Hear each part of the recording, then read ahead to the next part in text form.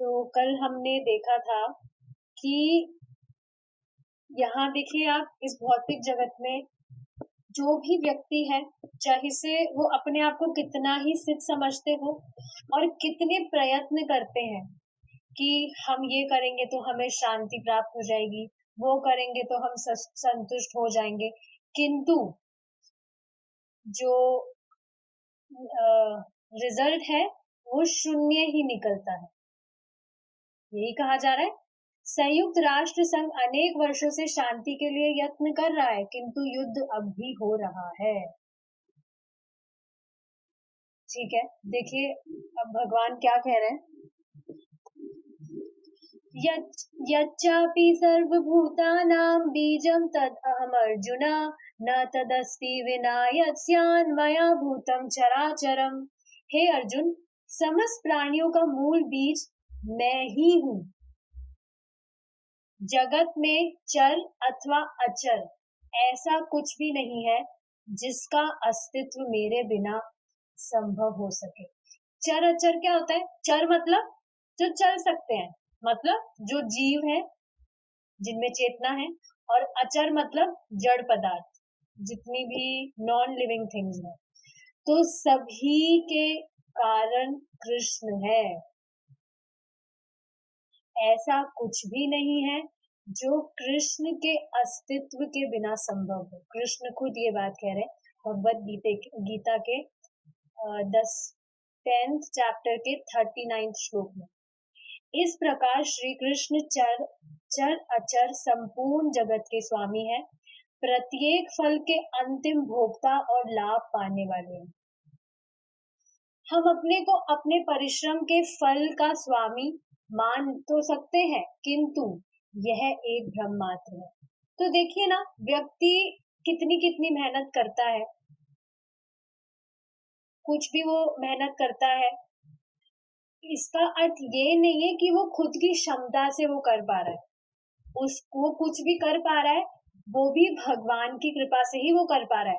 उसकी खुद की कुछ क्षमता नहीं है कि वो कुछ भी कर सके। वो मान सकता है कि हाँ, ये तो मैं कर रहा हूँ, मैं करता हूँ, वो खुद को मान सकता है। और ये जो मैं परिश्रम कर रहा हूँ, इसका फल का स्वामी भी मैं हूँ, मैं ही इसे भोगूंगा। लेकिन ये एक भ्रम मात्र है। हमें यह समझ लेना चाहिए कि श्री कृष्ण ही हमारे सारे कर्मों के फलों के अंतिम स्वामी है। मुझे पहले के दिन याद आ रहे हैं, जब कुछ भी मैं करती थी तो मैं बहुत एक्सपेक्टेशन रखती थी कि मुझे ये चाहिए, ऐसा ही होना चाहिए।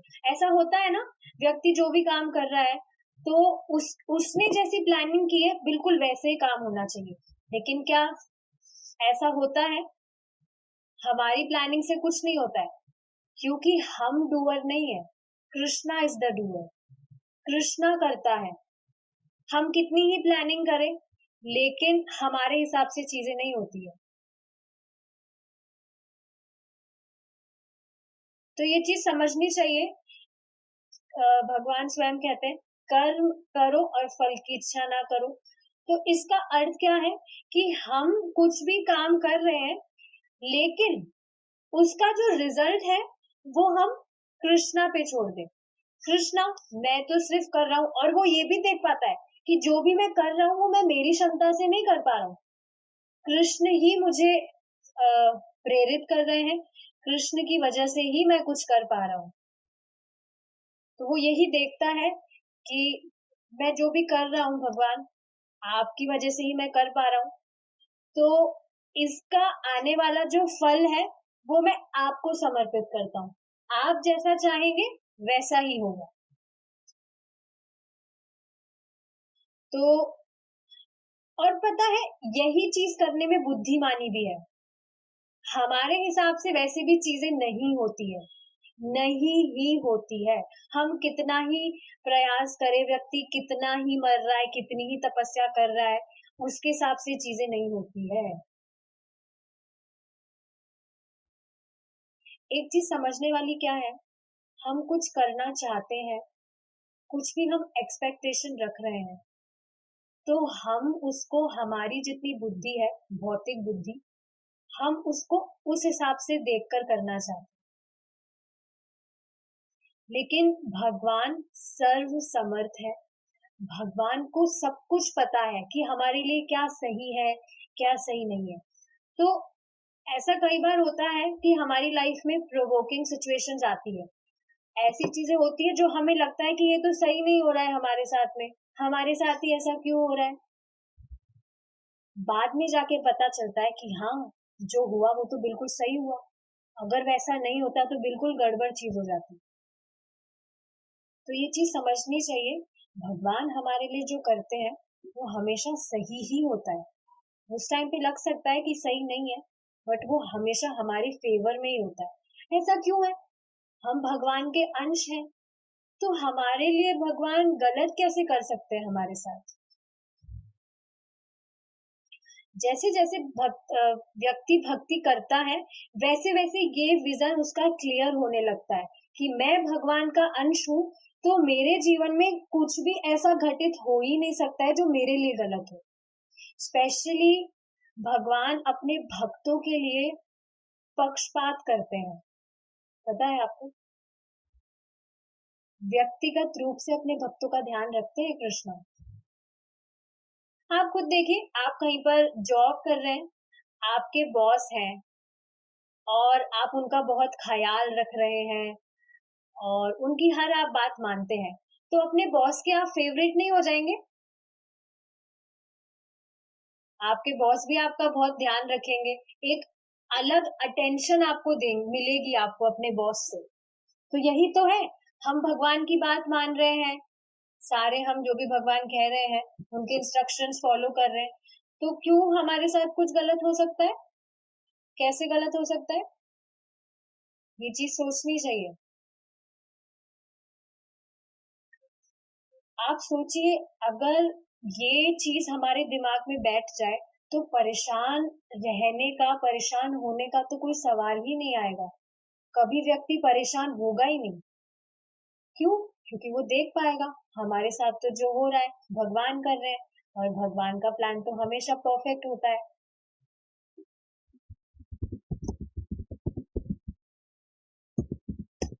राइट? तो ये चीज देखनी चाहिए। किसी कार्यालय में चाहे सैकड़ों आदमी काम कर रहे हो, पर वे जानते हैं कि व्यापार में जो कुछ लाभ होता है वह सब उसके मालिक का है। यस, इसमें प्रभु जी एक बहुत अच्छा एग्जाम्पल देते हैं कैशियर का। बैंक कैशियर, एक जो बैंक कैशियर होता है उसका क्या ड्यूटी होता है? उसको कुछ नोट दिए जाते हैं गिनने के लिए। अब उसकी ड्यूटी क्या है कि वो उन नोट्स को की गिनती करे, काउंटिंग करे, और काउंटिंग करने के बाद में उन्हें वापस वो लौटा दे। अगर उसमें से एक नोट भी उसने निकाला तो पनिशमेंट भुगतना पड़ेगा। अगर वो समझेगा अरे ये सारे नोट, ये सारा पैसा तो मेरा है, मुझे मिला है, मैं ही रख लूंगा मेरे पास में, तो क्या होगा उसके साथ? दुर्गति होगी उसकी।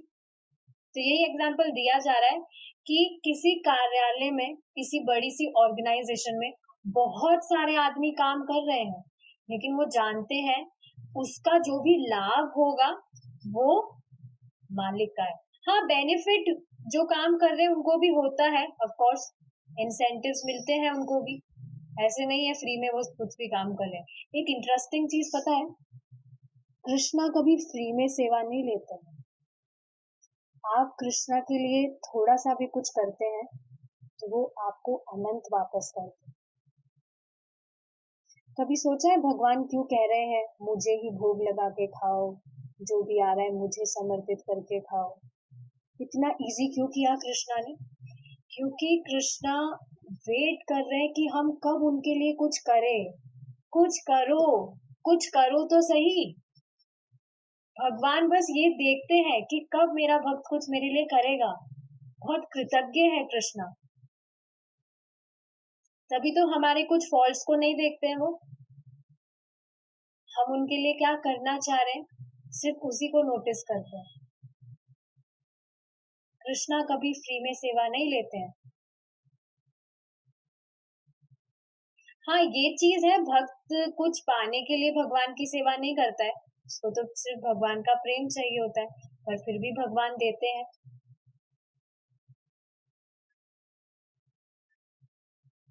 आगे देखेंगे। देखिए, ये वही एग्जांपल है, जैसे बैंक का खंचाची खंजांची यदि वह सोचने लगे, ओह, मेरे पास तो बहुत सा धन है, मैं इनका स्वामी हूँ, इसे मैं घर ले जाऊं, बस तुरंत ही उसके लिए विपत्ति की शुरुआत हो जाती है। यदि हम सोचते हैं कि जो धन हमने एकत्र किया है वह हम अपनी इंद्रियों की तुष्टि के लिए उपयोग कर सकते हैं, तो समझना चाहिए हम काम भाव से कर्म कर रहे हैं। इसका अर्थ क्या है? देखिए, हम जो भी काम करते हैं, हमारे पास में कहीं से भी कोई भी वस्तु आ रही है, चाहे से धन आ रहा है, चाहे से कुछ खाने का आ रहा है, कपड़ा आ रहा है, अगर हम बिना भगवान को दिए खुद के लिए उसको काम में लेने लगते हैं, अपनी इंद्रियों की तुष्टि के लिए उसको उपयोग करने लगते हैं, तो इसका अर्थ क्या है? हम सेल्फिशनेस अभिव्यक्त कर रहे हैं।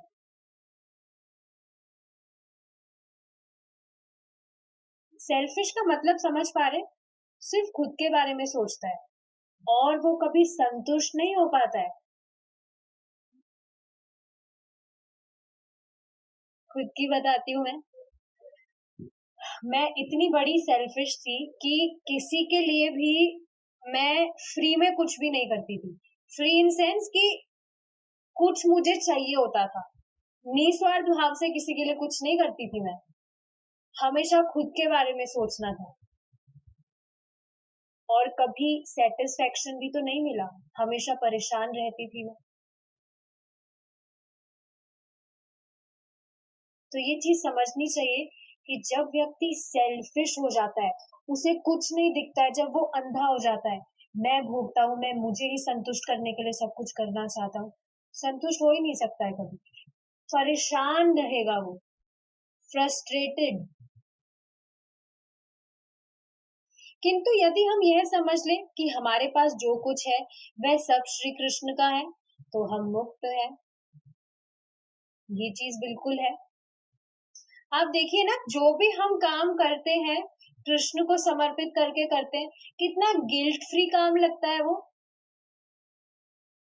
कितना आनंद मिलता है उस काम को करने में। जब हम कृष्ण के लिए कुछ कर रहे हैं, हम उस चीज में कृष्ण का संबंध देख पाते हैं, हम देख पाते हैं कृष्णा माइट भी, कृष्णा खुश हो रहे होंगे, कृष्णा देख रहे हैं, कितनी शांति मिलती है, ठंडक।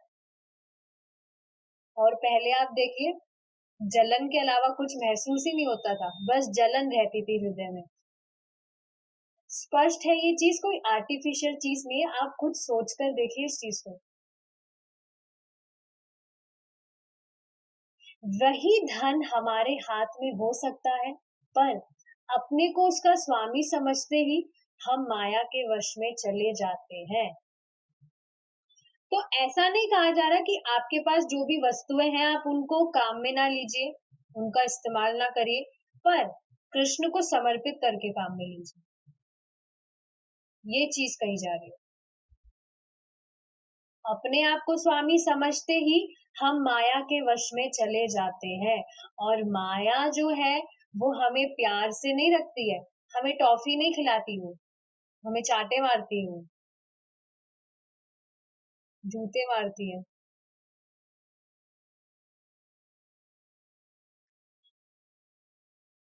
जो मनुष्य इस भाव में स्थित है कि सब पदार्थ श्री कृष्ण के हैं, वही यथार्थ पंडित है।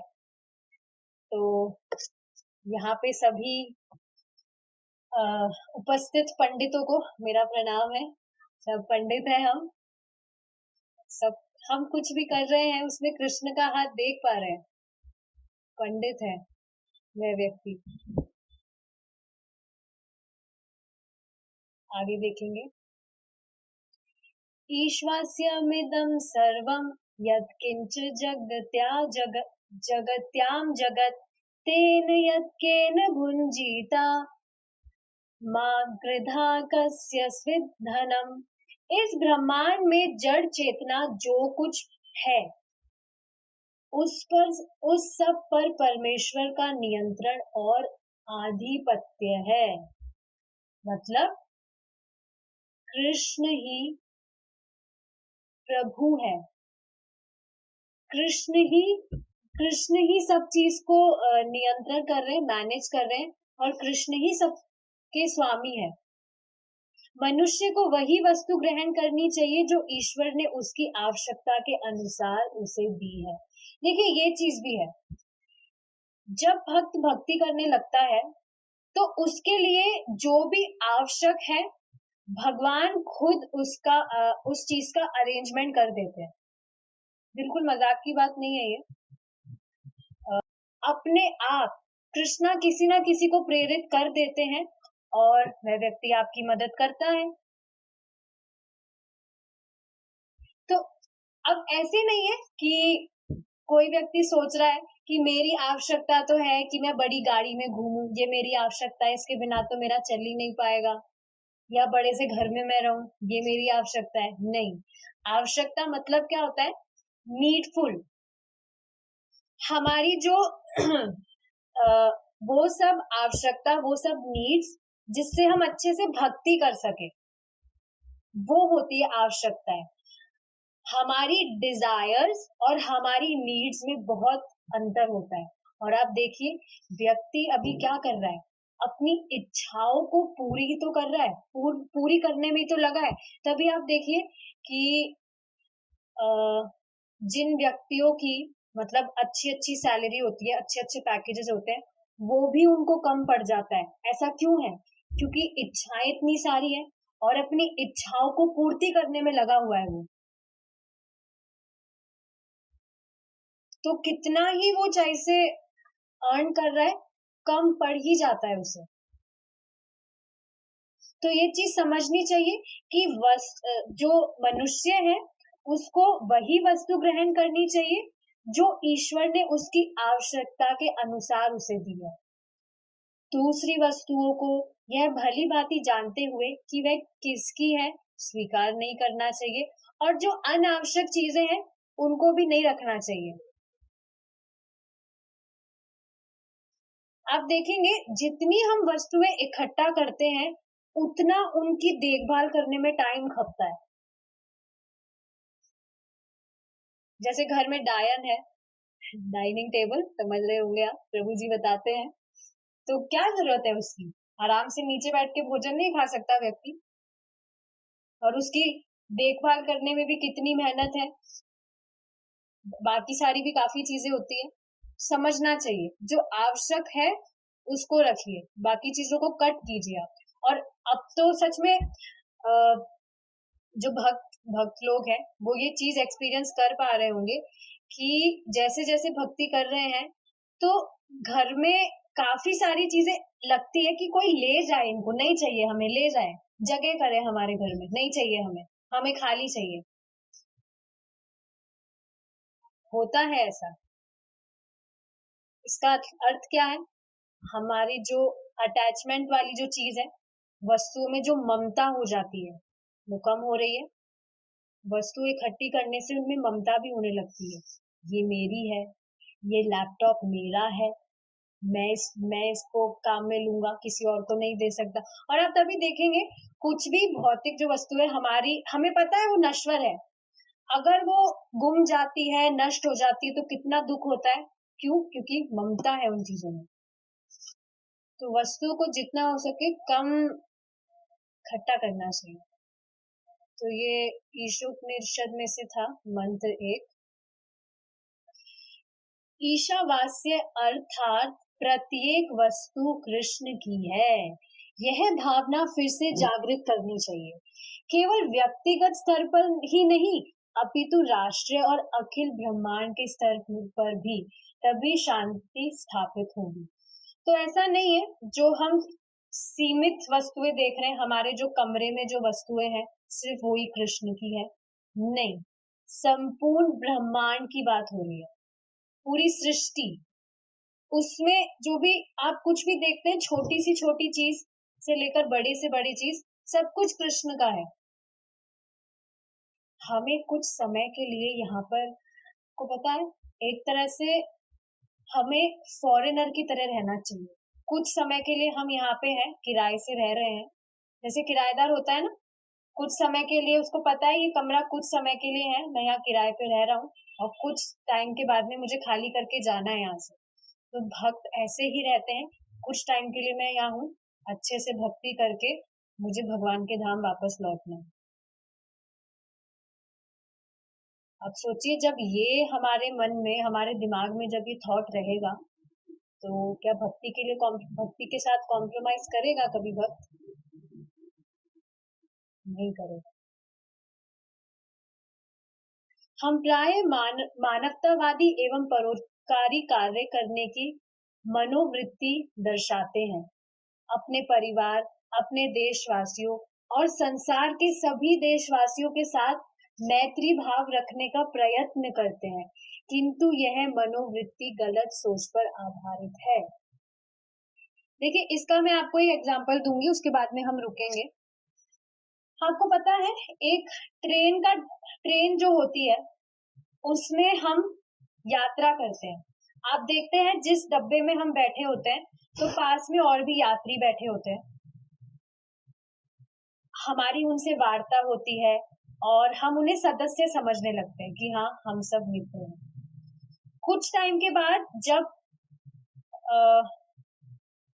स्टेशन आता है तो सब अपने अपने स्टेशन को उतर जाते हैं और दोबारा फिर कभी भी नहीं मिलते हैं। होता है ऐसा, दोबारा कभी नहीं मिलते।